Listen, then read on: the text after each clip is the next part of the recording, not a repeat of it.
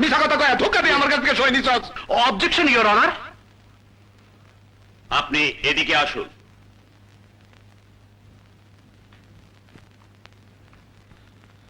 আপনি কথা বললে আপনার উকিলকে কথা বলতে দেয়া হবে না। আমার উকিলের দরকার নাই, আপনি হুকুম দিলে আমি তারে জিগাই জিগাই সে চুপ থাকা কেন আদালতে সময় নষ্ট করতেছে।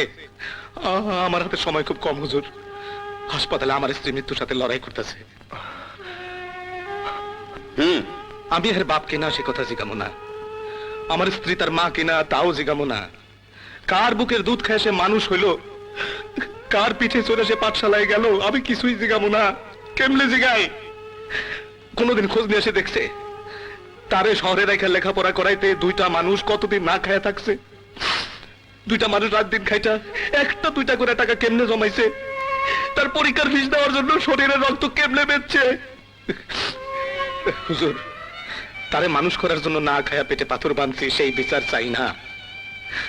বিচার চাই না তার জন্য গরুর দুধ বেচছি, হাঁস মুরগির ডিম বেচছি, তার জন্য স্ত্রীর শেষ সম্বল গয়না বেচছি। আমি এই সবের কোনো বিচার চাই না হুজুর। আমি চাই আমার ওই জমি, আমার আর কিছু নাই হুজুর। যা বেচা আমি আমার স্ত্রীর বাঁচাইতে পারি, সে ওই জমি আমার ধোকা দিয়ে লেখা নিছে। আমি মূর্খ মানুষ, সরল বিশ্বাসী টিপস হইতেছিল।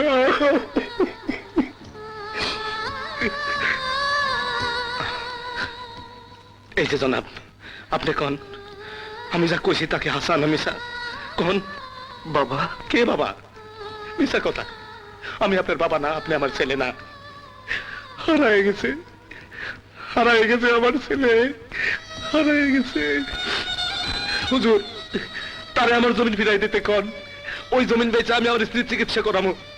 এই দুনিয়ায় আমার স্ত্রী ছাড়া আর কেউ নাই হুজুর, আর কেউ নাই।